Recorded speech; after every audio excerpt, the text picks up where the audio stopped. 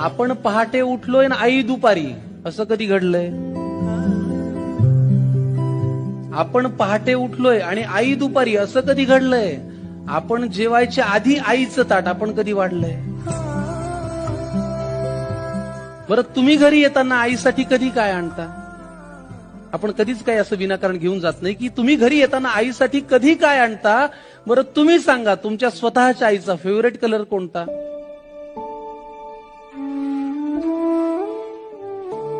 देवा, आईला हवं ते मिळू दे अशी प्रार्थना कधी केलीये? पाहिलं का आई शेवटची कधी ऑनलाईन आलीये? तिच्या बर्थडेची पार्टी तिच्या मैत्रिणींना बोलून देतो, हे सगळं ती करते बरं का.